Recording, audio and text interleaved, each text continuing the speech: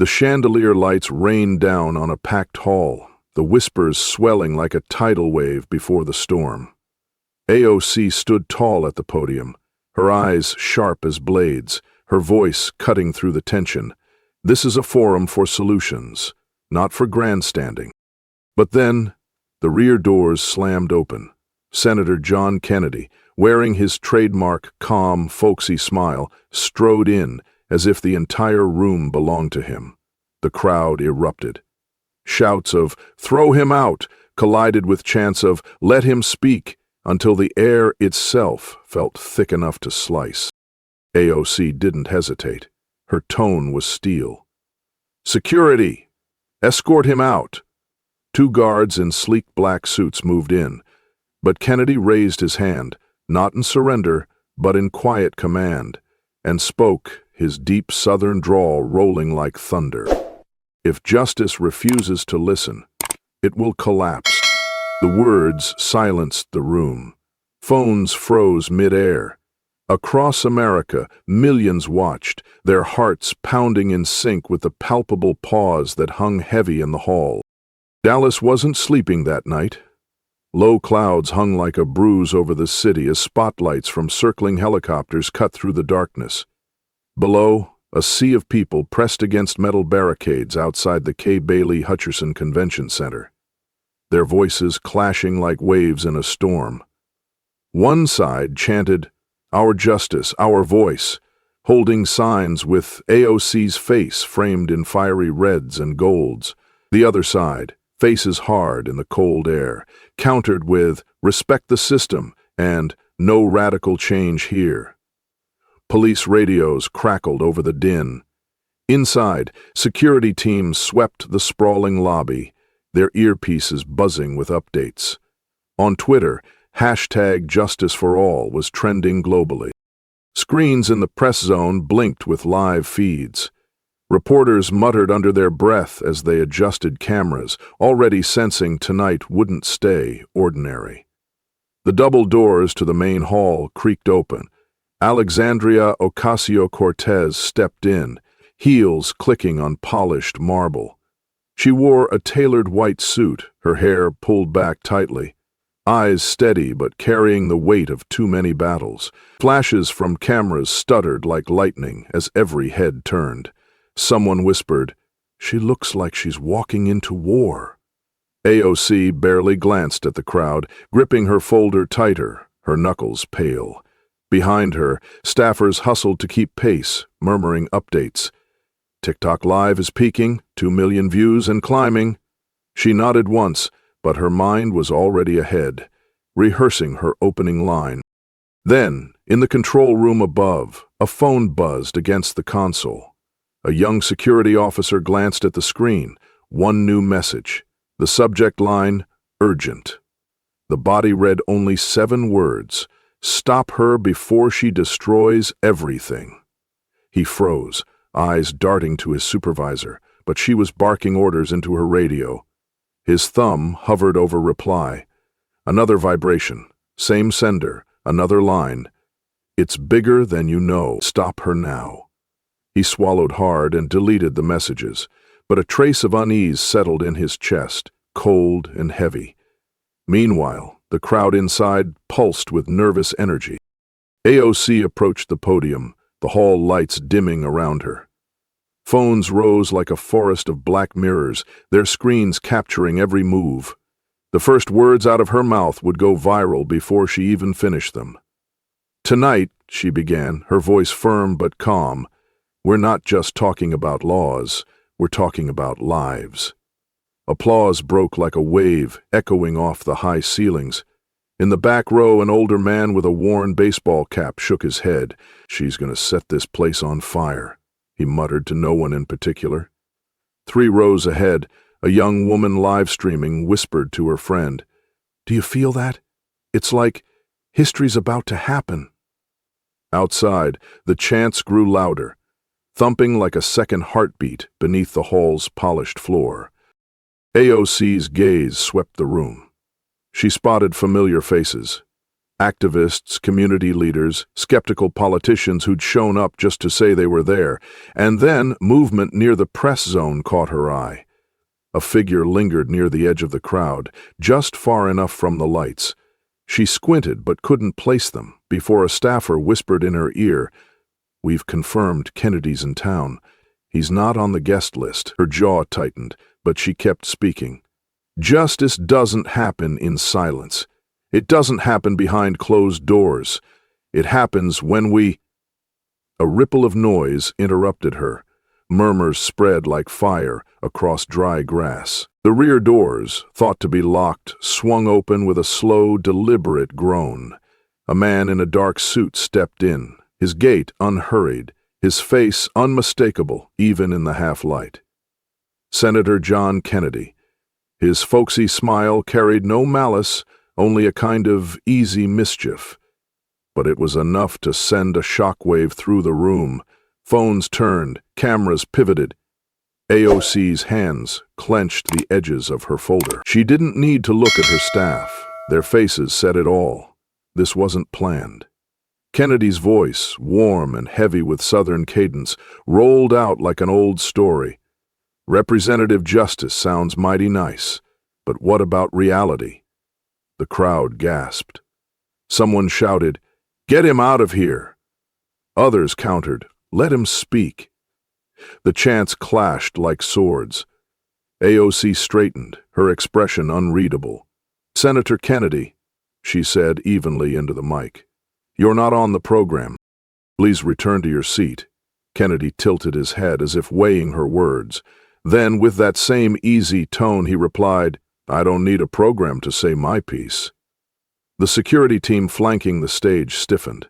Two guards in tailored black suits moved towards Kennedy. He didn't flinch. Instead, he raised a hand, not aggressive, not defensive. A hush fell, heavy and electric. "Representative," he said, voice steady. "If you're talking justice, shouldn't every voice matter?" AOC's eyes narrowed, her grip tightening on the podium. She gave a subtle nod to security. One of the guards spoke into his earpiece. The other stepped forward, but Kennedy didn't move. He only smiled faintly, as if he'd been here before, as if he knew exactly how this would unfold. Above in the control room, the young officer's phone buzzed again. A third message, "You still have time. Stop her, or we will." He turned pale. The camera feed zoomed tighter on AOC's face, capturing the flicker of tension in her eyes as she prepared to respond. The crowd was no longer a crowd. It was a tinderbox. And that's when Kennedy spoke 9 words that froze every breath in the room. The air inside the hall was razor sharp, like the moment before a storm breaks. AOC's hand still gripped the podium, knuckles white, her breath steady despite the crackling tension. Her voice sliced through the murmurs, calm but carrying a fire that ignited the entire room. Justice isn't given, it's demanded. And we demand it here. The crowd erupted, their cheers bouncing off the high ceilings, a deafening wave of approval that seemed to drown out the uncertainty lingering in the shadows. Phones shot higher, flashes lit her figure like a beacon. For a fleeting second, it felt as if the momentum was hers and hers alone. But then the CNN camera shifted abruptly, its lens jerking away from her to focus on movement near the rear doors. A hush swept through sections of the audience as they noticed the figure stepping in, Senator John Kennedy. His slow, deliberate stride and that familiar Louisiana smile carried a weight that needed no introduction. The chatter in the press row spiked. Reporters scrambled for their devices. "He wasn't on the guest list, was he?" whispered a young producer to his colleague, but there was no answer. AOC's eyes caught his silhouette, her expression unreadable. Her voice remained steady as she continued, though the edge in her tone sharpened almost imperceptibly.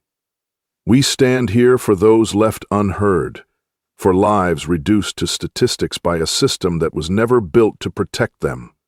She paused deliberately, letting her words hang in the charged air. Kennedy, unbothered, slipped into the aisle, his presence now impossible to ignore.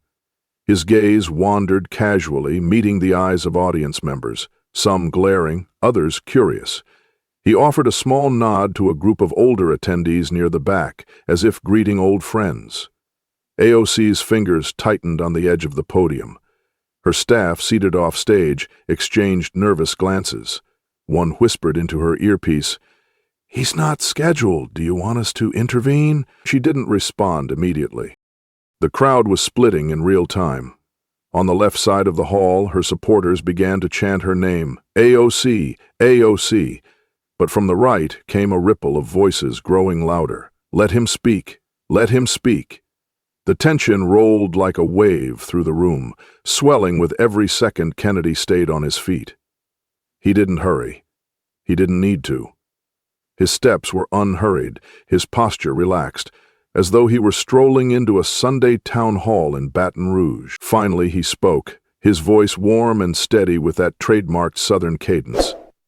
"Representative, justice sounds mighty fine, but reality? Reality's a little messier." A murmur of laughter bubbled from a few corners of the room. Others booed. AOC's jaw flexed. She leaned forward slightly, her tone cutting as she spoke into the microphone. "Senator Kennedy, you were not invited to this forum. Security," her words were clipped, sharp enough to silence part of the hall. Two guards in sleek black suits began moving toward Kennedy from opposite aisles. The cameras swung again, catching their approach in dramatic close-ups. Kennedy, however, didn't flinch. He simply raised his hands slightly, palms open, and said with a soft smile, "No need to worry, Representative. I'm not here to make trouble." The crowd wasn't buying it.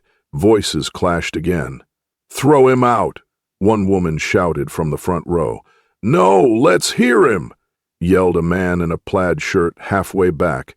The sound was now a chaotic symphony of claps, boos, and shouts. Kennedy remained still in the aisle, his eyes fixed calmly on AOC. "Just give me 60 seconds, he said, his voice carrying without strain. 60 seconds, and then you can have your stage back." The room held its breath. AOC tilted her head, studying him like a chess player weighing a risky move. She knew saying yes might open the door to disruption, but saying no could make her look like she feared dialogue. The guards paused, glancing at her for direction. The CNN feed zoomed tighter on her face, catching a flash of irritation in her eyes. AOC drew in a breath. "1 minute," she said finally, her voice cold but composed. "Make it count." The guards stepped back, their expressions unreadable. Kennedy gave a small nod of gratitude, but there was no trace of smugness. He remained where he was, hands clasped lightly before him, as though preparing for a quiet conversation rather than a political brawl. The crowd fell into a tense silence, the kind that made every cough and shuffle feel amplified. Somewhere in the press section, a reporter muttered under his breath, "This is about to go viral." Another nearby whispered, "It already is. Twitter's blowing up." Kennedy's eyes swept the hall slowly, resting on faces young and old, skeptical and supportive. His voice, when he began, was softer than expected, but somehow carried to the farthest rows. "I grew up in a small town where neighbors could fight all day about politics, but come dinner time they'd still share gumbo on the porch." A few chuckles rippled through the room. "Now, I'm not here to hijack your event. I'm here because justice isn't something you demand in a vacuum. It's something you build, one hard conversation at a time." AOC remained still at the podium, her arms crossed now, her expression unreadable as Kennedy's words sank in. The hall felt caught in a strange gravity, with all eyes darting between the woman in white and the senator standing in her light. And outside, the crowd's chants grew louder, their echoes bleeding through the thick walls like a second, distant heartbeat. The hall seemed to hold its breath as Kennedy's voice rolled out, warm yet edged with quiet defiance. "Representative, justice sounds sweet, but what about reality?" His words cut through the restless murmurs, landing like a stone dropped into still water. Phones rose higher, their lenses now fixed on him, as if the entire room had pivoted. AOC's fingers gripped the podium, her jaw tightening as she leaned into the microphone, her tone sharp and unwavering. "Security, escort him out," the command echoed across the hall. Two guards in tailored black suits began moving swiftly down the side aisles, their steps deliberate but restrained. Kennedy didn't flinch. Instead, he lifted a hand, not in defiance, but in a calm gesture that somehow stalled the tension. His eyes swept across the audience, catching faces both hostile and curious. "1 minute. That's all I ask." A murmur rippled through the crowd. Then louder voices rose in jagged waves. From the left, a chorus of throw him out," erupted, their chants sharp and rhythmic. From the right came the counterweight, louder and more insistent. "Let him speak! Let him speak!" The hall became a battlefield of sound, the clashing voices overlapping until even seasoned journalists in the press zone looked unsettled. The CNN camera zoomed between AOC's steady glare and Kennedy's unflappable calm, each frame a study in contrast. The guards slowed their approach, waiting for a signal. Kennedy, hands still raised slightly, stood his ground. 60 seconds, Representative, no more." His southern drawl softened the demand, but the firmness in his tone left little doubt he wasn't about to back down easily. AOC's gaze didn't waver. She knew this moment was already viral. On Twitter, hashtags exploded. Hashtag AOC vs Kennedy, hashtag Justice Forum, hashtag Let Him Speak, each battling for dominance in a digital war mirroring the one in the room. "Senator Kennedy," AOC said evenly, her voice amplified but still calm, "this is a space for planned dialogue, not interruptions. You're not on the agenda."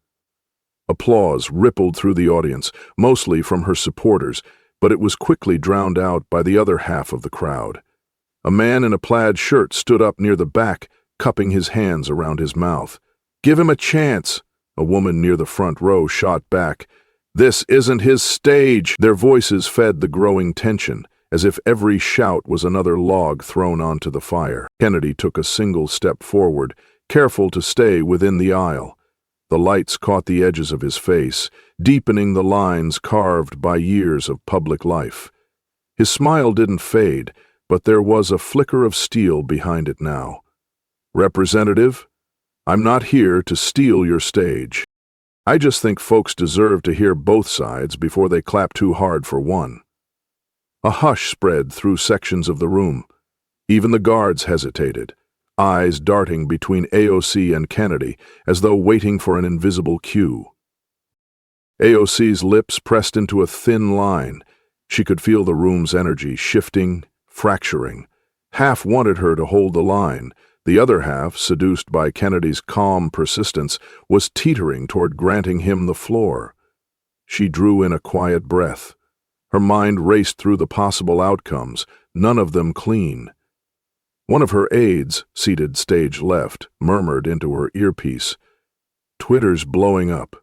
You say no, they'll call it censorship. You say yes, he hijacks the narrative." She didn't answer. Kennedy folded his hands in front of him, his voice low but clear. "Just 1 minute. If I waste it, I'll walk myself out." The crowd murmured again, voices like 1,000 restless birds. From somewhere in the back came a sharp yell, "You're wasting time already!" Laughter bubbled in pockets of the hall, breaking the tension for a heartbeat before it snapped back tighter. AOC's eyes never left Kennedy. Slowly she lifted her hand, palm open toward the guards. They froze mid-step. "Scriptural, minute or two," she said finally, her voice carrying a chill that silenced even the loudest hecklers. "Not a second more." A ripple of surprise and anticipation rolled through the audience, some clapping, others hissing their disapproval. Kennedy gave a slight nod, his expression unreadable as he lowered his hands. The guards retreated to the edges of the stage, their posture still tense like coiled springs. The CNN feed flashed red with a breaking banner. AOC grants Kennedy 1 minute in fiery forum standoff. In the press zone, a veteran reporter muttered to her colleague, "This isn't just a speech anymore, it's a showdown."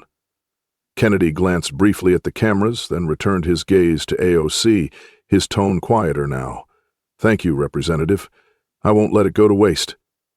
The lights above seemed to dim slightly, as if the hall itself was leaning in. Outside, the distant roar of protesters seeped through the walls, their chants merging with the tense silence inside. Phones hovered like an army of unblinking eyes, live streams counting hundreds of thousands of viewers as comments scrolled in real time. AOC better crush him. Kennedy's about to own this room. This is insane. Why is this not on Netflix? The senator adjusted his tie, exhaling slowly before he began. And in that breath, it felt like the room wasn't just waiting to hear his words, they were waiting to see who would own the moment. The air in the hall felt heavier as Kennedy remained still, the spotlight catching his face at an angle that carved deep shadows across his features. He didn't flinch as the two security guards advanced, their black suits blending with the dim background. From a distance, it looked less like a politician facing removal and more like a lone figure standing his ground against forces much larger than himself, a tableau straight out of David versus Goliath. The crowd seemed to hold its collective breath, whispers and murmurs bouncing like static across the room. AOC's gaze never wavered. Her hand rested lightly on the podium as she spoke, her voice steady but edged with steel. "This isn't your stage, Senator." The words were crisp, slicing through the tension like glass snapping under pressure. Kennedy's eyes flickered toward her, his expression unreadable. He didn't raise his voice, but his reply carried effortlessly to the farthest row. "Maybe not, Representative, but it's still the people's room, isn't it?" The line drew a smattering of applause from a corner of the audience, quickly countered by a louder chorus of boos. The security guards slowed, their polished shoes silent on the carpet, as if even they were unsure whether to continue. Kennedy's posture was unchanging, hands clasped loosely in front of him, shoulders relaxed, the kind of calm that feels calculated. On stage, AOC's fingers tapped once against the wooden edge of the podium before stilling. The CNN feed zoomed in tight on her face, capturing the tension in her jawline, the flicker of something, frustration maybe, calculation, behind her eyes. In the press section, a reporter whispered, "She's weighing her next move. You can see it." Another journalist nodded, typing furiously, as hashtags surged across Twitter, the crowd outside now chanting, louder, their voices seeping through the thick walls. The left side of the hall erupted again, their chants of AOC, AOC clashing like cymbals against the opposite side's determined, "Let him speak, let him speak." It was no longer just a disagreement. It was a split, visible and audible, vibrating through the marble pillars and into the bones of every person present. Kennedy remained a still point amid the noise, his calm presence a sharp contrast to the chaos around him. He tilted his head slightly, speaking again, his words carried on the rising hum. "1 minute, Representative, just one. If it's wasted, I'll walk out myself." AOC's lips pressed into a thin line as the guards glanced at her for direction. She knew whatever she chose next would be broadcast live, dissected in real time by millions. The stakes were no longer about one speech or one senator. They had morphed into something larger, something symbolic. She leaned forward slightly, her eyes locked on Kennedy's as if trying to measure whether he was bluffing or baiting. Her voice, when it came, was low and firm. "You've already taken too much time, Senator. Step back before this escalates." Kennedy didn't move, not even a shift in his stance. "Escalation's the last thing I want," he said evenly. "But if we can't listen in here, how will anyone listen out there? He gestured subtly toward the doors where the distant roar of protesters was now unmistakable. Some in the audience nodded, murmurs rippling like small waves. Others crossed their arms, faces hard. The guards exchanged glances, one speaking quietly into his earpiece. "Orders?" he asked, though his eyes never left Kennedy. The senior supervisor, watching from the side, shook her head slightly, signaling them to hold. For a moment, time stretched thin, like a wire pulled taut, every second threatening to snap into chaos. AOC's voice cut through, steady and deliberate. "You've made your point. Now leave with your dignity intact." Her supporters clapped, some rising to their feet. Kennedy's eyes narrowed, not in anger, but in something closer to quiet determination. "Dignity's important, Representative," he replied calmly. "But so is courage.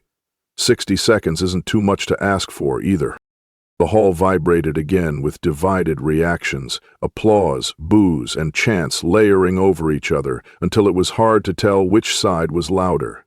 A man in the middle row stood abruptly. "Just let him speak already!" he shouted, his voice cracking. Near the front, a woman turned and shot back, "He's hijacking the forum! Sit down!" The tension swirled hotter now, an invisible fire that seemed to climb the walls. Kennedy stayed rooted, his eyes sweeping across the room with a look that was neither arrogant nor pleading.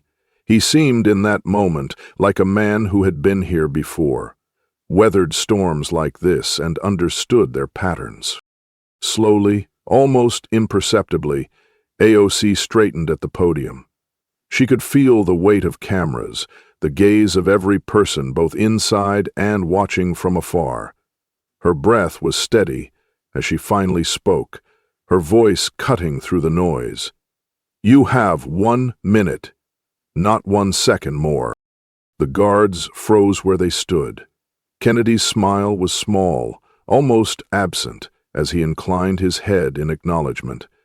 Around them the noise didn't quiet. It shifted, transforming into an electric anticipation, a collective leaning forward as though the entire hall had become an audience to something far bigger than a disagreement. Disagreement. Outside, the protests grew louder still, their sound spilling through cracks in the heavy doors like a second heartbeat, pressing in from all sides.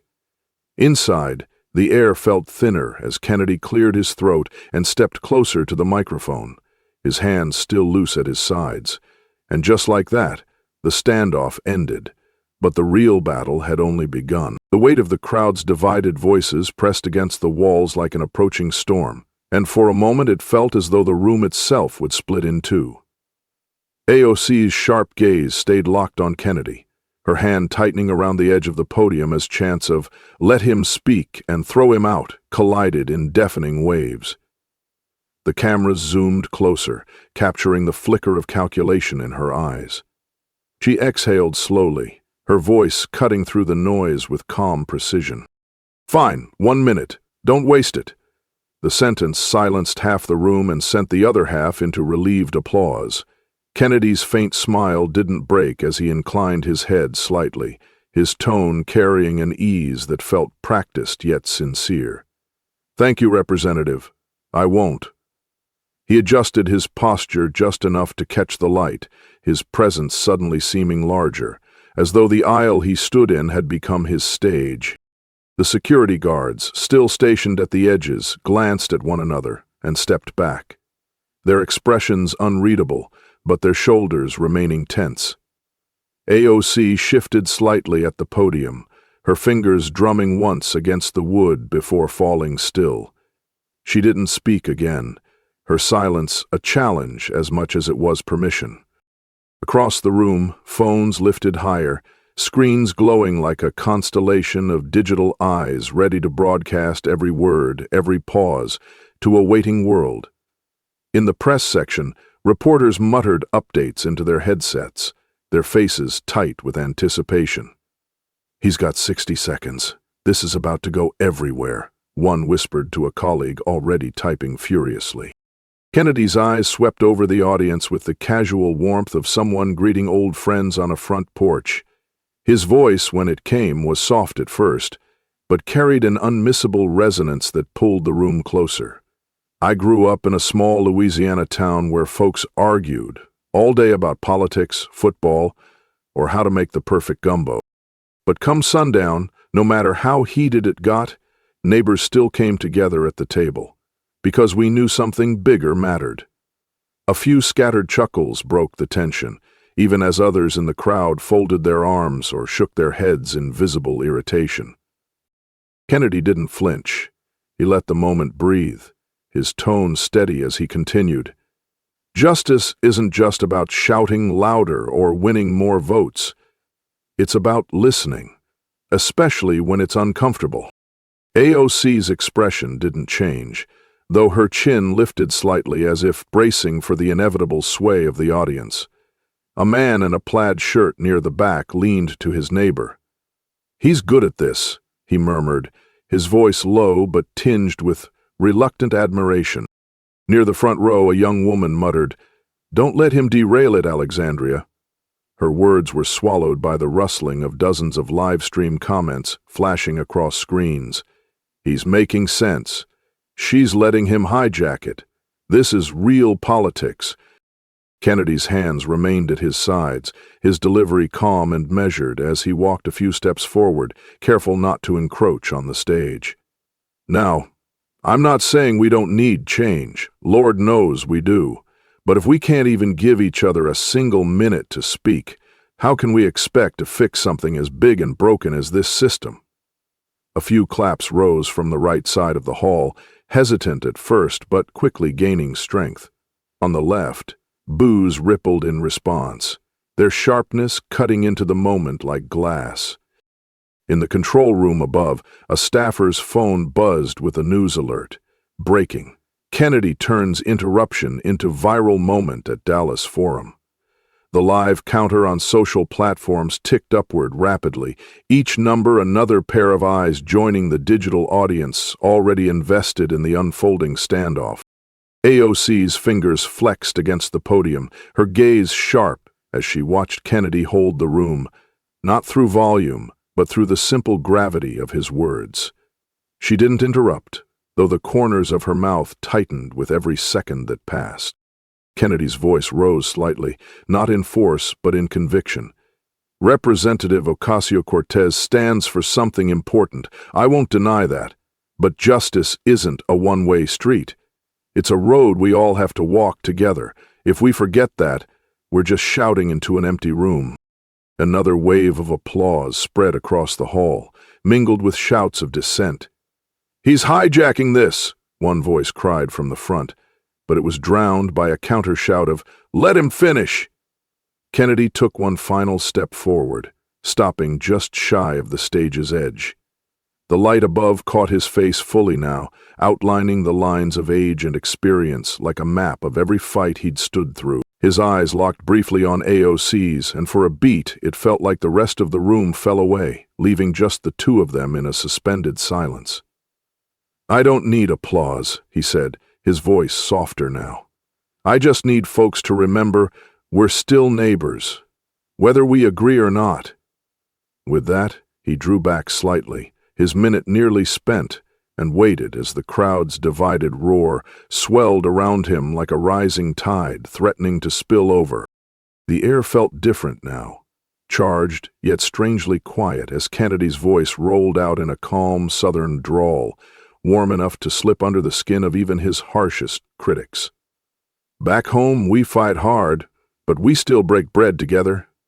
Politics, football, how spicy the gumbo ought to be.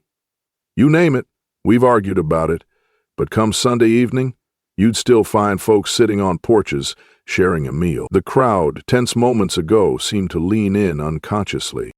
A few chuckles broke the silence from the right side of the hall, while others stayed guarded, arms crossed, as if shielding against his homespun anecdotes. Phones hovered high, live-stream feeds ticking upward as #LetHimSpeak lit up Twitter, trending faster than anyone in the press zone could type. AOC's eyes narrowed slightly, her hands resting flat on the podium, knuckles pale. She didn't interrupt, The choice not to speak carried its own weight. Kennedy took another unhurried step forward, staying well within the aisle. His voice softened, almost conspiratorial. It's easy to stand here and point fingers, easy to say who's wrong, who's to blame. But I've seen enough back home to know blame doesn't fix a roof when it's leaking on everyone inside. A few heads nodded across the hall, even among those still clutching their skepticism. In the press gallery, a reporter whispered, "He's controlling the room without raising his voice." Another typed furiously, the words, "Kennedy's Southern charm takes center stage," glowing on their laptop screen. Behind them, a camera operator adjusted his zoom, capturing the split in the crowd. Some leaning forward, visibly moved, others shaking their heads in defiance. Kennedy glanced sideways at the gathering of younger attendees near the back, his eyes crinkling with a hint of amusement. "I don't pretend to have all the answers. Lord knows I've made mistakes. But I do know this. No system gets better if we keep shouting so loud we can't hear the other side." The words weren't delivered like a punch, but like a quiet reminder, heavy enough to stir murmurs from unexpected corners of the room. A man in a denim jacket stood halfway up from his seat, muttering, "He's got a point," before quickly sitting back down as his neighbor shot him a sharp look. AOC straightened at the podium, her expression betraying nothing, though her nails tapped once against the wood, a soft sound lost under the growing chatter.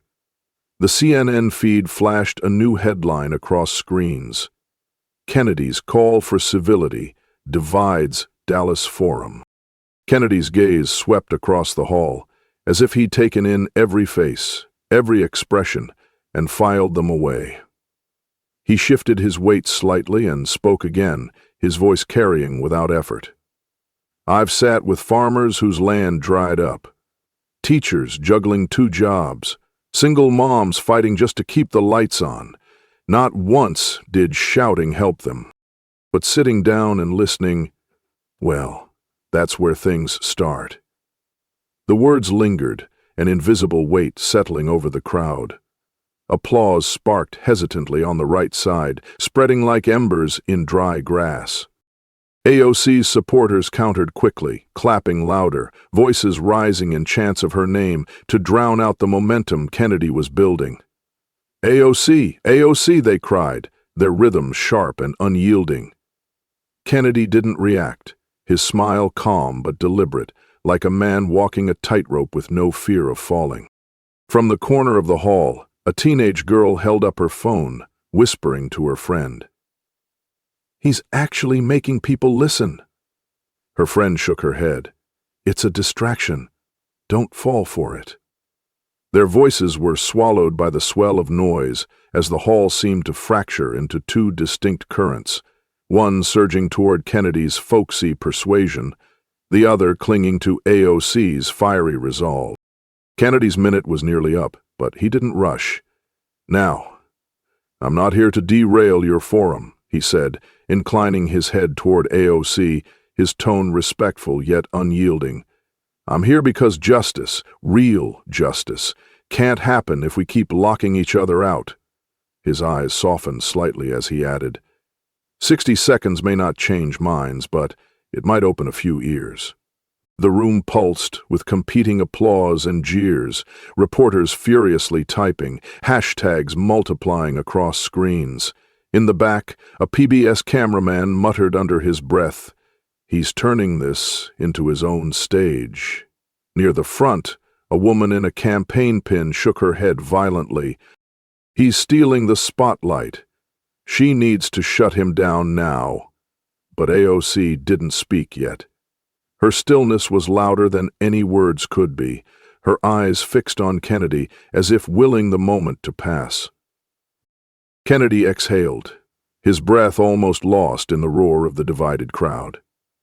For one fleeting second, the hall seemed to tilt in his favor, applause ringing louder than protests. And just as his time expired, he clasped his hands loosely and offered a closing thought in that same unhurried drawl. "I'll step back now, but remember, when neighbors stop talking, The cracks in the walls grow faster. He gave a faint nod to AOC and waited, the lights catching his profile like the closing frame of a drama that wasn't quite over. The sound of applause came first like hesitant raindrops. Then it swelled into a rolling wave that filled the hall after Kennedy's words settled over them. Justice needs bridges, not walls. The sentence seemed to hang in the air, echoing off marble and steel as phones shot up higher, capturing the moment in shaky hands. Some clapped reluctantly, almost testing the reaction of those around them, while others rose from their seats with determined hands meeting in sharp, steady rhythm. AOC's fingers tightened around the edges of the podium, her knuckles pale under the lights. She didn't flinch, didn't blink. When she spoke again, her voice had lost none of its cutting calm. Bridges, built on injustice, collapse fast, Senator. The words cut clean through the applause, drawing a new wave of reactions. Cheers from her base, groans and whistles from Kennedy's supporters, and murmurs from those caught in the middle. Kennedy remained in place, his expression unreadable but the faintest curve of a smile tugging at one corner of his mouth. He didn't counter immediately, letting the crowd's divided voices clash and ripple. To the left of the room, someone shouted, "She's right!" and a small group rose, clapping with force meant to reclaim the room's energy. To the right, a man in a baseball cap cupped his hands and called out, "Let the man finish!" His words were met with a mix of applause and boos, the sound thick and heavy as it bounced across the hall.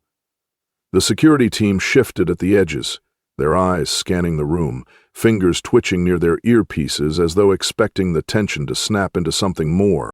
In the press zone, a reporter murmured into her phone, "It's chaos. No, not violence. Yet. But it's like a powder keg in here." Another journalist tapped out a headline, "Crowd splits as Kennedy and AOC clash over justice." Nearby, a young producer whispered, "This feels bigger than politics. It feels personal."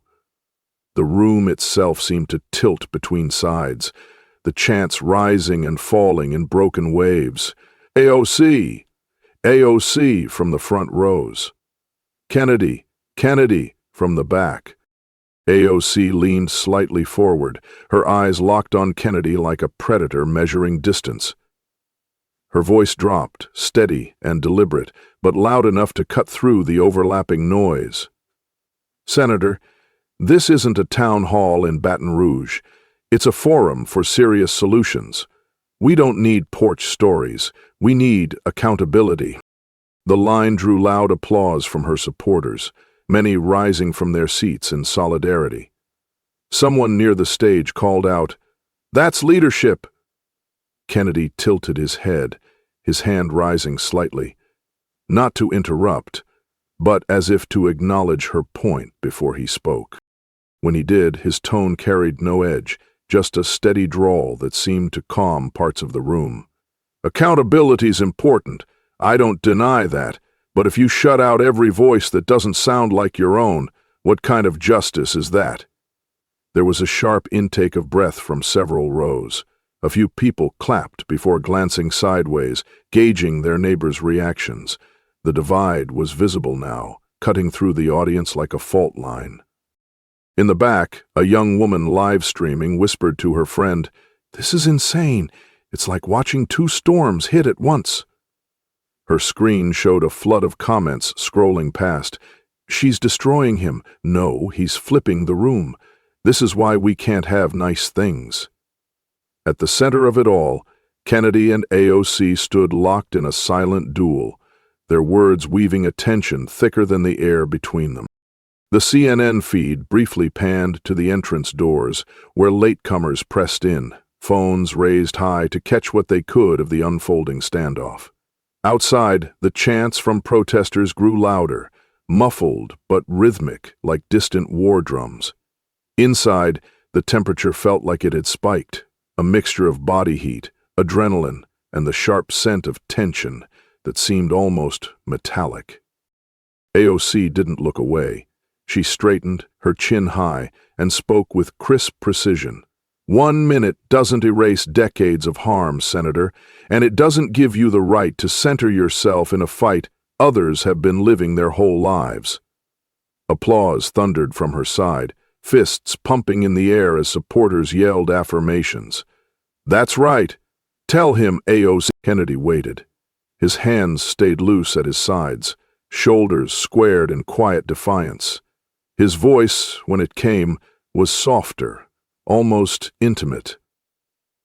"You're right about harm, but healing won't come if we keep treating each other like enemies instead of neighbors. I'm not here to take your fight from you, Representative. I'm here to remind folks that we all have skin in this game."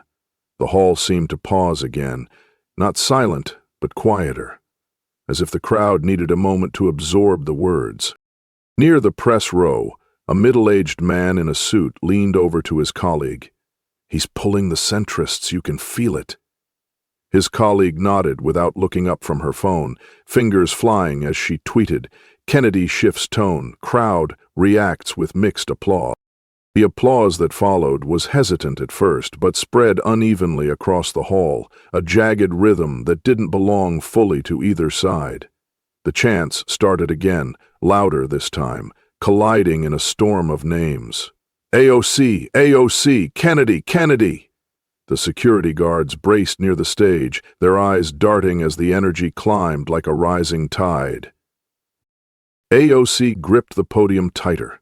For a moment, her lips parted as if to speak, but she held back, letting the crowd roar, letting them show where their loyalties fell. Kennedy stood unmoving in the aisle, bathed in fractured light, his expression calm yet unreadable. And in that chaotic harmony of cheers, jeers, and chants, it was impossible to tell which name was winning. The crowd's divided chants reverberated like competing heartbeats, but outside the walls, a louder storm was brewing on screens across the country. Twitter erupted, timelines exploding with clashing takes, as hashtag AOC vs Kennedy, hashtag Justice for All, and hashtag Let Him Speak surged to the top of the trending list. Posts flew past faster than anyone could read. "Kennedy schooling AOC," one tweet read, racking up thousands of retweets within minutes. Just below it, another countered sharply, "AOC holding firm for justice," sparking its own wave of heated replies.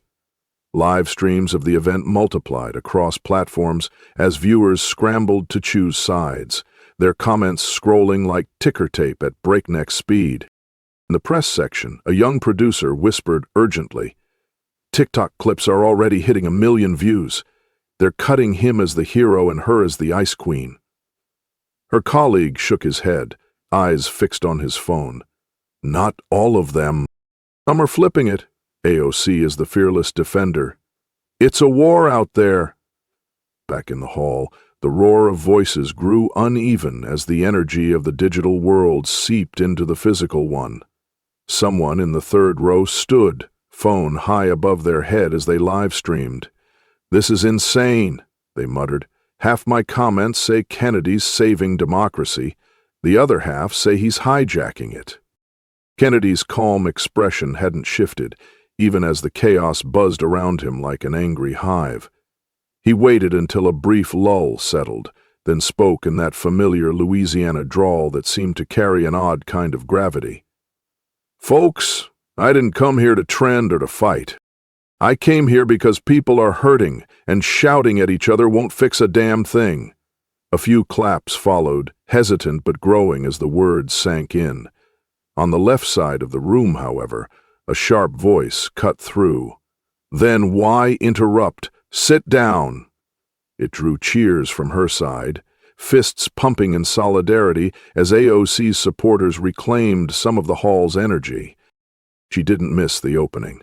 Her tone sharpened as she spoke into the mic, her words deliberate, each syllable carrying the weight of a gavel. "Senator, your folksy charm doesn't erase the fact that lives are at stake. This isn't about porches and gumbo. It's about justice denied to millions." The left side roared approval, chants of "AOC, AOC," rippling like rolling thunder across the hall. But the digital tide outside wasn't so neatly split. On YouTube, quick-cut highlight reels with dramatic captions surged. "Kennedy's masterclass in civility," one read, while another countered with, "AOC claps back, destroys interruption." Comments cascaded under each video. "He's the voice of reason we need. She's the fire we've been waiting for." The split was deepening with every clip shared, every meme created. At the back of the room, a young man refreshed his Twitter feed nervously. "She's losing the online narrative," he whispered to his friend. "Look." His screen showed a tweet with a clip of Kennedy's opening remarks. "Justice needs bridges, not walls." The post already had 500,000 likes. But his friend shook her head, pointing to another viral clip. AOC's cutting response. "Bridges built on injustice collapse fast." "She's not out," she said. "Not yet." Kennedy's eyes flicked briefly toward AOC, then back to the restless crowd. His voice was soft but carried through the noise. "Representative, I respect your passion. I just think passion without listening becomes noise, and we've got enough noise in this country." A murmur rippled through the room, part approval, part unease. AOC's gaze didn't falter. Her hands rested firmly on the podium, as if anchoring herself against a rising tide. On the balcony, a PBS correspondent whispered into her mic for the live broadcast. "This is no longer about one speech. This is about control of the narrative, and right now Kennedy is playing the long game." Outside, social media notifications chimed in unison on 1,000 devices. Instagram stories showed split screens of Kennedy and AOC, polls asking, "Who's winning the room?" Replies came in droves, numbers swinging back and forth like a volatile stock market. AOC leaned into the mic, her voice level but carrying a razor's edge. "Senator, your minute is up. We've heard your stories. Now let's return to solutions." Her words sparked cheers from the left side, renewed energy surging as supporters chanted her name. Kennedy didn't move. He simply nodded, his face calm, almost serene in the swirling storm of noise. The CNN banner flashed a new headline: "Crowd divided, online firestorm rages." On Reddit, threads ballooned with heated arguments. One post read, "Kennedy just ended her career." Another countered, "AOC just proved she doesn't back down to political theater." Back in the hall, the volume rose to a crescendo. Voices clashed, chants overlapped. The sound wasn't just loud, it was visceral, vibrating through the floor and rattling in the chest like a second heartbeat. Kennedy exhaled softly, his eyes sweeping the crowd, and AOC's fingers gripped the podium tighter, as if bracing for impact. In that moment, it was no longer clear whether the battle was being fought in the room or on 1,000 glowing screens across the nation. The chants grew louder, pounding against the marble walls in uneven waves that felt almost alive. "AOC! AOC!" roared from one side of the hall, fists raised high and faces taut with determination. "Kennedy! Kennedy!" thundered back from the other, their voices rougher, heavier, as though willing him to hold his ground. The energy was raw, electric, crackling through every row like static before a storm. Phones hovered everywhere, recording, streaming, capturing every flicker of expression, every sharp inhale. In the press gallery, journalists leaned forward in their seats, their pens frozen mid-sentence as the PBS camera cut to a close shot of AOC and Kennedy, their eyes locked in a silent standoff that felt almost too intimate for the room. AOC's fingers tightened around the podium, nails pressing faint crescents into the polished wood. She didn't flinch, but her jaw shifted slightly, the only visible crack in her calm. Her voice, when it came, was steady but colder than before. "Senator, I gave you a minute, not the floor. This forum is for solutions, not stunts." Her words drew a fresh burst of applause from her supporters, their voices rising with renewed force. But the other half of the hall was unmoved, answering with an even louder wave of Kennedy's name. Kennedy didn't step back. His posture remained relaxed, hands loosely at his sides, his face unreadable except for a faint flicker of something, resolve or maybe quiet defiance. He waited for the noise to crest and ebb, then spoke without raising his voice. "Representative, I'm not here for a stunt. I'm here because too many people out there are tired of seeing these rooms turn into battlefields instead of bridges." His words drew scattered claps from his side of the room, a ripple that tried to grow but was quickly smothered by the chants of AOC, AOC, ringing like war drums. The security guards, still stationed at the edges, exchanged tense glances but held their positions, waiting for a cue that never came. In the back rows, a young man live-streaming whispered into his phone mic, "This is insane. You can feel the divide in your bones." The comments scrolling across his screen reflected the same chaos. "She's a fighter. He's a peacemaker. This isn't politics. It's war." AOC straightened. Her shoulders squared as she spoke again, her tone sharpened to a blade's edge. "Senator, we're not here to make people feel comfortable. We're here to confront hard truths, and that means giving space to voices too long silenced, not those who've held the mic for decades." Her side of the room erupted, cheers and applause crashing together like waves against rocks. Kennedy's supporters countered with chants of his name, their voices rougher now, angrier, clapping in unison to drown out the other side. In the press section, a reporter whispered, "It's a tug-of-war for the room. She's holding her base, but he's pulling the middle." Another added quickly, "And the cameras love it. Look, Twitter's on fire." Screens lit up with fresh hashtags, hashtag Justice Showdown, hashtag Kennedy vs AOC, hashtag Battle for Dallas. Clips from moments earlier were already circulating, each edited to favor one side or the other. Kennedy took a slow breath and spoke again, this time leaning slightly forward as if sharing a confidence. "Representative, I'm not asking folks to agree with me. I'm asking them to remember that listening is a choice. If we lose that, we lose everything." His voice, lower now, seemed to quiet even parts of AOC's side of the room, some faces softening despite themselves. But just as quickly, the chants reignited, louder, more frantic. A middle-aged woman near the center rose to her feet, shouting over the noise. "Enough talking! This is her forum!" Others joined in, stamping their feet until the sound shook the floor. But from the back, a man shouted in reply, "Let him finish! He's making sense!" The room surged with movement, people standing, waving arms, their chants colliding in a chaotic symphony of anger, hope, and raw energy. Ailes' expression remained hard, but her hand moved slightly, as if about to gesture to security again. She hesitated. Kennedy caught the moment and stepped one pace closer, careful not to cross an invisible line between aisle and stage. His voice was firm, not loud, yet it carried like a drumbeat. "This isn't my forum, but it's their room too." He gestured toward the crowd, his hand open, his eyes steady. The PBS camera panned out, capturing both figures in one frame. AOC standing tall in her white suit. Kennedy below in the aisle, the crowd split like a living fault line between them. The chants overlapped, louder than ever.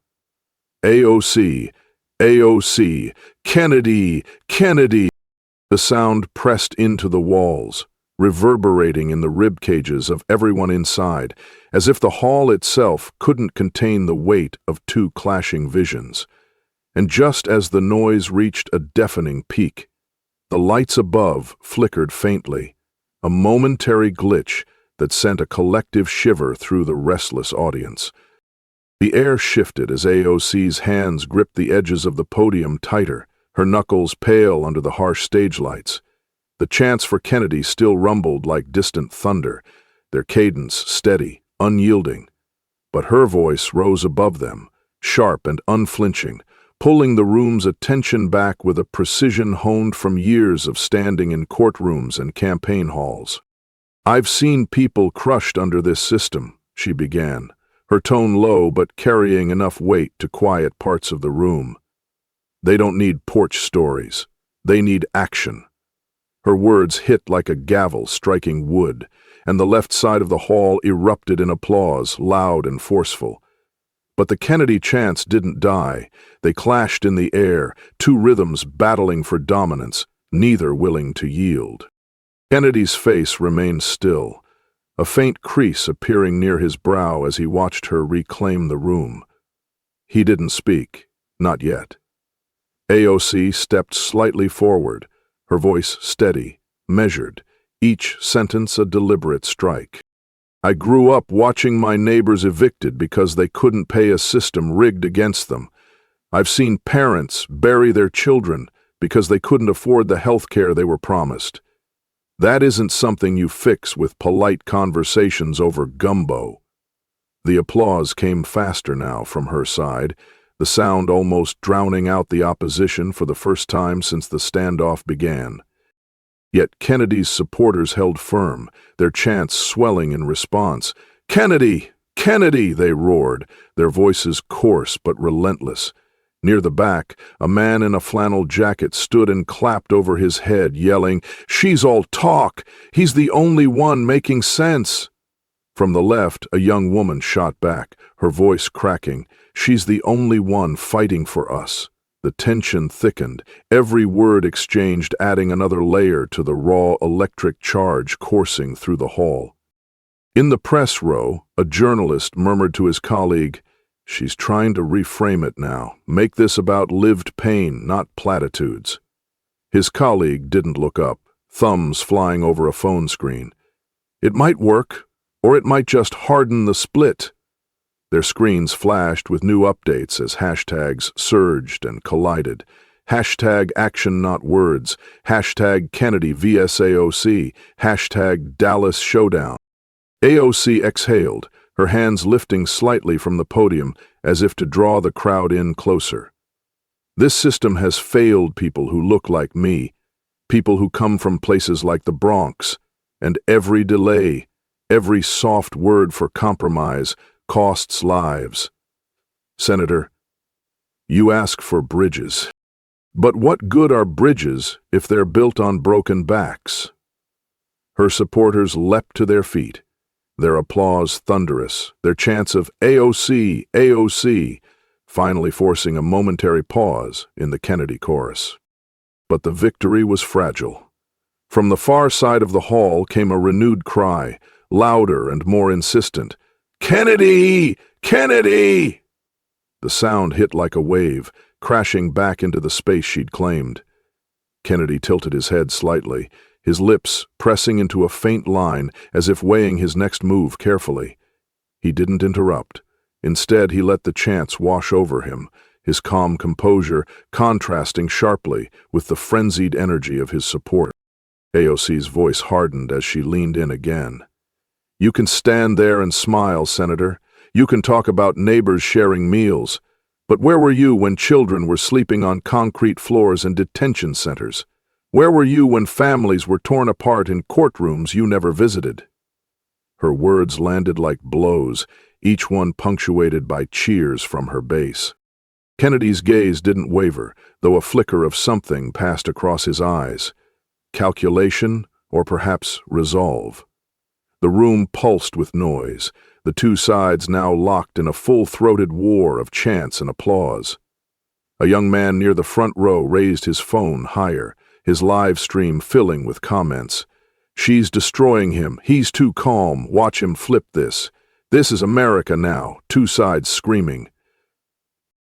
At the rear of the hall, security shifted uneasily, hands near their earpieces, their eyes scanning for signs the verbal battle might spill into something more. The PBS camera zoomed tighter on the two figures, the image of AOC and Kennedy caught in a silent battle of stares. Her eyes sharp with fire, his steady with quiet defiance. Somewhere in the hall, a voice broke through the chaos, pleading and raw. We need solutions, not a spectacle. But it was lost under the rising chants, the crowd refusing to release its grip on the moment. AOC straightened, her tone quieter but no less pointed, as she delivered one final line meant to sear through the noise. Justice isn't a story you tell over dinner, Senator. It's a fight you show up for, even when it's inconvenient. The applause that followed was deafening from her side, a full surge of energy that momentarily pressed back Kennedy's growing wave. But even as she stood tall at the podium, reclaiming her place in the room, the chants of "Kennedy, Kennedy" persisted like a drumbeat she couldn't quite silence. The room had barely settled after AOC's words, when Kennedy lifted his chin slightly, his eyes sweeping the hall with an expression that felt calm yet calculated. His voice came low, but carried a firmness that immediately cut through the overlapping chants. "We can't fix a house by burning it down. Representative." The sentence slipped into the air like a match sparking against stone, drawing murmurs, gasps, and scattered applause from his supporters. His tone remained gentle, almost conversational, yet there was an edge beneath it, sharp enough to draw blood if challenged. The chants of "Failed to Kennedy," "Fared again," louder, emboldened by the shift in momentum. AOC's hands curled tighter around the podium, her eyes narrowing slightly as if bracing for his next move. Kennedy took a measured breath, his voice rising just enough to meet the roar of the room without shouting. "You and I both want change, but tearing down every beam before we have a plan to rebuild, that leaves folks standing in the cold." His words carried a weight that made even some on AOC's side pause, their clapping faltering as they watched him command the aisle like it was his own stage. From the press gallery, a reporter whispered to her colleague, "He's pivoting, turning defense into offense." The colleague nodded, typing furiously as notifications exploded on their phone screens. New hashtags surged, hashtag Kennedy strikes back, hashtag rebuild, not raise, hashtag AOC v. Cis Kennedy. Social media comment sections flooded with contrasting takes. "He's the adult in the room. She's the only one telling hard truths. This is what real debate looks like." Kennedy didn't rush. He took another small step forward, careful not to cross the invisible line that kept him from the stage, and continued, his voice steady but tinged with urgency. "Representative, I've sat with people whose lives were torn apart too. I've seen poverty, despair, injustice. But they didn't ask me to light matches. They asked me to help fix what's broken without burning down the rest." Applause rippled from his side of the hall, growing louder as he held their gaze. AOC's supporters shouted over the claps, voices sharp with renewed fire. "This isn't about houses," one woman yelled. "It's about justice." The left side of the room surged again, with chants of "AOC, AOC," their sound desperate to drown out the swelling wave of Kennedy's name echoing from the other half.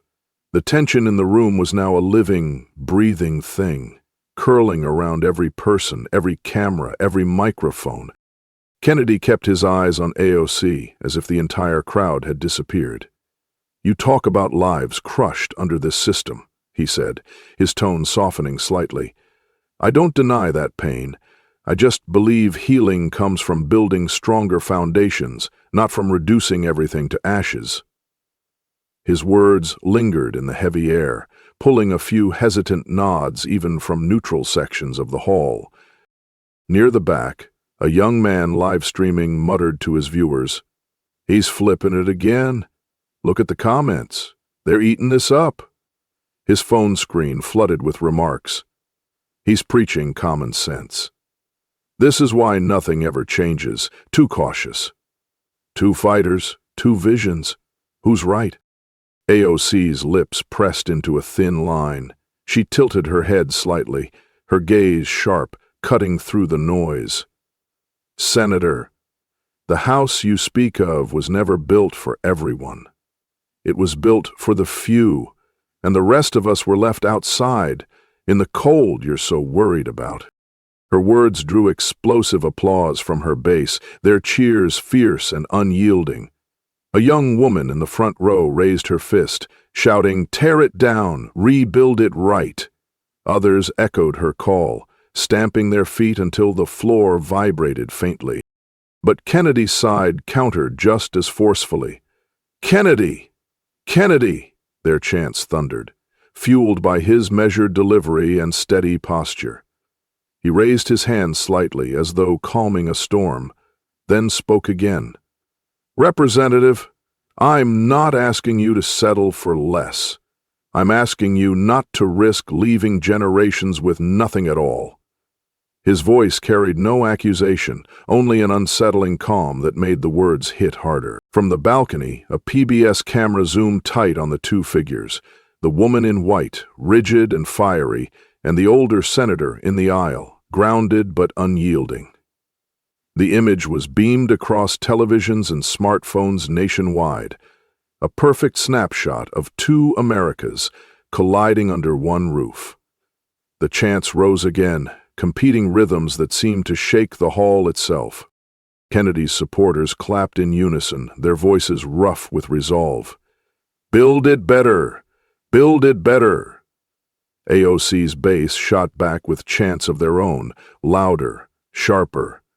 "Justice now! Justice now!" The sound clashed like metal on metal, neither side willing to break first.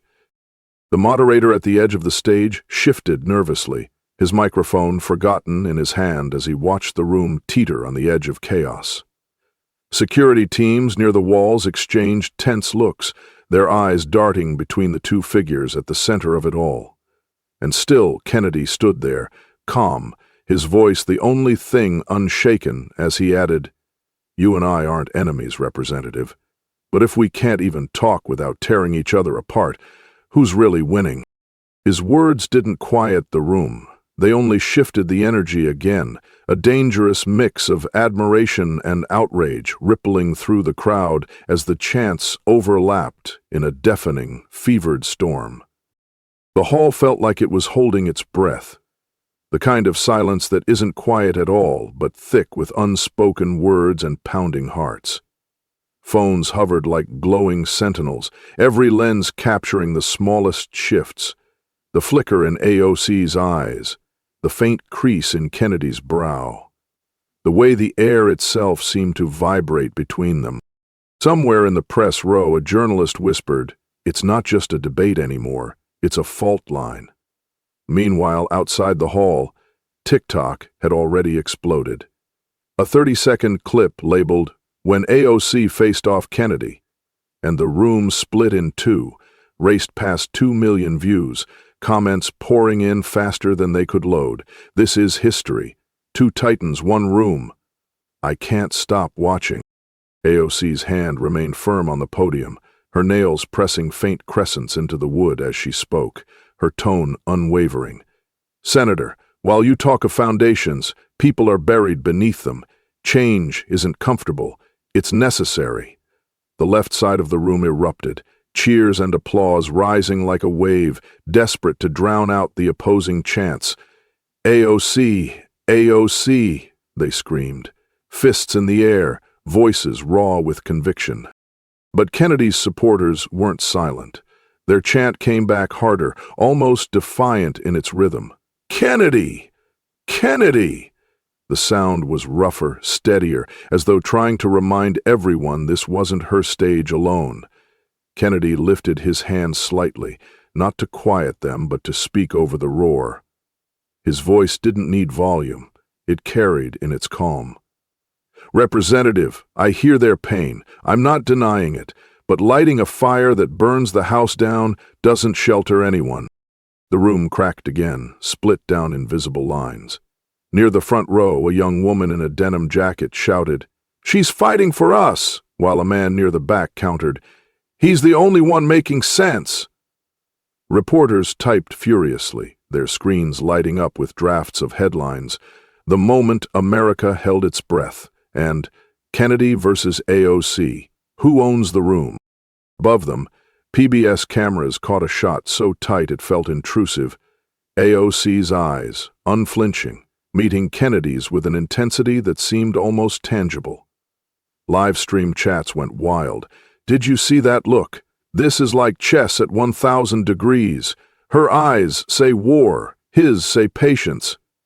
View counts soared as news channels replayed the standoff in real time, their anchors speaking in hushed tones as though afraid to break the spell.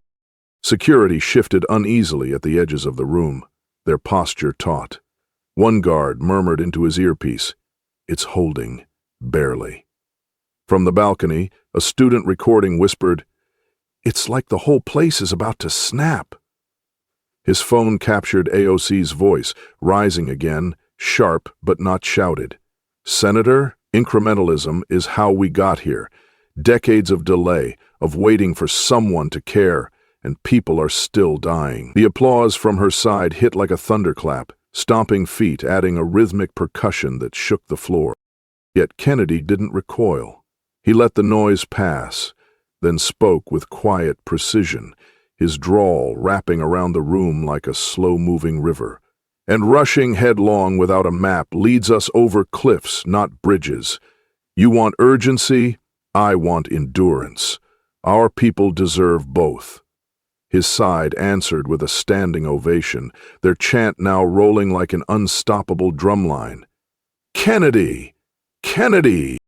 In the back, a TikTok user posted another clip with the caption, "This isn't a debate, it's a cultural war in real time." The comments spiraled instantly. "She's fire. He's calm. Who wins? This is America now. I'm glued to my screen." AOC's supporters tried to regain momentum, their voices sharp and insistent. "AOC, AOC." The sound clashed violently with Kennedy's name, the two chants meeting mid-air like storm fronts colliding. Between them, the space seemed to hum with something unseen. Pride, rage, hope, fear, all swirling together in the tension of a room where no one wanted to blink first. Kennedy took another measured step forward, staying firmly in the aisle. His expression didn't harden or soften. It remained steady, like a man who had weathered too many storms to flinch at another. His voice, low and sure, slipped in between the dueling chants. "We both want to save the House, Representative. Maybe the fight is over how, not if." The words didn't silence the room, but they changed the rhythm of the noise. Applause and shouts blended, overlapping until even the press row struggled to track which side was louder. The moderator at the edge of the stage shifted nervously, his hands white-knuckled around his notes, as though even paper could feel the weight of what was unfolding. "Put that down. Slow," I said, watching it. AOC didn't flinch. Her voice rang out again, clear and cutting, "Then step aside and let those who felt the collapse lead the rebuild." Her words snapped through the noise, pulling her side to their feet once more, their chant almost feral now. "AOC!" But Kennedy didn't step back. He held his ground, the lights catching the faintest glint in his eye as his supporters roared, "Kennedy! Kennedy!" louder than ever. In that moment, the room didn't just feel split.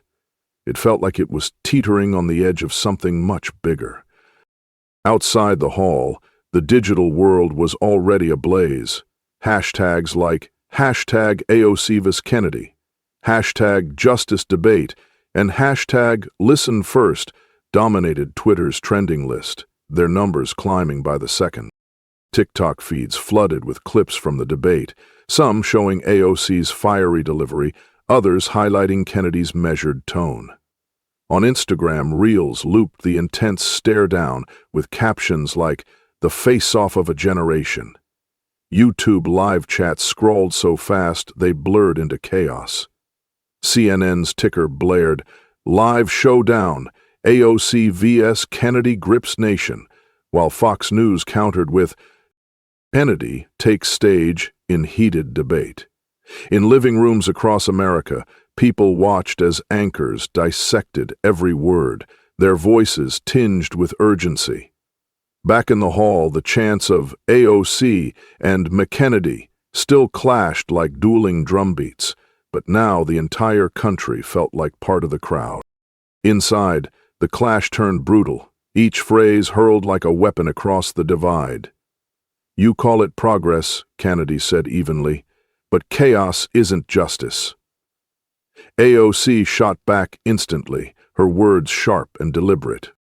"And you call it patience, but how many lives have been lost waiting?" The crowd exploded again, chants of AOC from one side and Kennedy from the other, surging louder than ever. Security at the edges exchanged nervous glances as rows of attendees shouted over each other, some standing, others waving signs. From the balcony, a young man whispered into his phone, "This isn't a debate anymore. It's a battlefield." But the words kept coming, neither side willing to retreat. Then, like a lightning strike, a leaked video spread through the hall in seconds. The caption screamed, "Kennedy voted against reforms he's now demanding?" Phones lit up as people replayed the clip, showing an older Kennedy voting down a justice bill years prior. Gasps rippled across the room, and the once steady chants of "Kennedy" faltered, replaced by murmurs of uncertainty. AOC's eyes narrowed as she seized the opening, her supporters erupting with renewed force. "AOC! AOC!" they chanted, their energy surging while Kennedy's side wavered, some glancing uneasily at their screens, others waiting to hear if he would address the blow. AOC didn't hesitate. The moment the leaked video had rippled through the room, she stepped forward, her voice as sharp as a blade slicing through the noise. "We've heard enough pretty words. Let's talk about votes, records, and lives." Her supporters erupted, their applause echoing like thunderclaps, drowning out the last fragments of Kennedy's fading chant. She didn't break eye contact with him, her tone steady, precise. "This isn't about who tells the nicest story. It's about who stood up when it mattered and who didn't." Even those in the middle rows who had remained quiet began nodding, murmurs spreading as phones replayed the clip. The energy shifted palpably, tilting the hall toward her as her side's chant, "AOC! AOC!" rose with renewed strength. Kennedy's face remained calm, but his voice carried a weight now edged with strain. "This isn't about me. It's about whether we can listen at all." He gestured lightly toward the crowd, as though trying to pull them back into his orbit. "We're at our best when we hear even those we disagree with." A few claps came from scattered corners, but they were faint, fragile. The once mighty "Kennedy, Kennedy" chant struggled to reignite, its rhythm broken, many supporters falling silent as eyes shifted to AOC. She stood tall at the podium, her expression firm, the room now leaning unmistakably in her favor. The hall fell still. No chants, no jeers. Only the electric hum of anticipation as hundreds held their breath, waiting. Then, like a dam breaking, applause burst forth, rolling across the room in waves that seemed to shake the walls. "AOC! AOC!" roared louder than ever, this time unified, overpowering all else. Kennedy exhaled slowly, his shoulders relaxing as he gave a faint, almost wistful smile. He dipped his head slightly, a gesture that felt both graceful and final, as if acknowledging the shift. The cameras caught the glint in his eye, defeat or quiet respect, before he stepped back into the aisle, leaving the stage fully to her. Online, the debate still burned like a wildfire. Tweets screamed, "Kennedy won the moment. AOC won the mission." Clips of her final words spread across TikTok, inspiring captions like, "This is what standing your ground looks like." Meanwhile, AOC was already back in her district, walking cracked sidewalks with community leaders, her white suit traded for rolled-up sleeves. In a small church basement, she spoke quietly to families overlooked by the system, her hands clasped with theirs as cameras lingered outside. But even here, whispers of the Dallas showdown echoed like an unresolved chord. Kennedy sat in the back of a black SUV as it hummed along a dark Louisiana highway, city lights fading in the rearview mirror. His aide scrolled through headlines, murmuring updates, but Kennedy only stared out the window, hands folded loosely in his lap. "Sometimes a porch story can't beat the fight for justice," he said softly, almost to himself. The aide hesitated, unsure if it was regret or respect. The SUV disappeared into the night, its red taillights blinking like embers in the distance, as if the story wasn't over, just waiting for its next spark. In a dimly lit community hall in the Bronx, AOC stood before a small but rapt audience. Her voice was steady, carrying the weight of the storm she had weathered days earlier. Democracy isn't inherited, it's protected, one conversation at a time. The words hung in the air, heavier than the soft hum of the old ceiling fan above. Faces in the crowd reflected a mix of exhaustion and hope. Parents clutching children, elders nodding with quiet resolve. As she stepped back, applause rose, not frantic, but deep and rhythmic, like a heartbeat reclaiming its strength. Slowly, the lights dimmed until only her silhouette remained, framed against the faint glow of a city that never truly sleeps. This isn't just a clash of personalities. It's a red flare over a nation on the brink. When fire meets ice, history doesn't whisper, it roars. AOC's unflinching defiance proves justice is never handed down, it's seized by voices that dare to shatter the silence. Kennedy's calm, a reminder that silence too can be a weapon, cutting deeper than any word. But here's the raw truth. Change never waits for perfect heroes. It rises on imperfect voices, shaking, raging, unafraid. So when history demands a sound, will you raise your voice or let the silence bury us all? If this story touched you, don't let it stop here. Like, share, and subscribe to Alexandria Rising Stories, where every voice matters and every story echoes far beyond the screen. This story is a fictionalized and dramatized narrative created for educational, inspirational, and storytelling purposes. While it may be inspired by real public events, people, or societal issues, it includes imagined dialogue, reconstructed scenes, and character interpretations meant to highlight broader themes of justice, dignity, and resilience. Any resemblance to actual events or individuals beyond public knowledge is purely coincidental. We do not intend to defame, mislead, or harm, but to invite reflection and meaningful conversation. Thank you for watching Alexandria Rising Stories.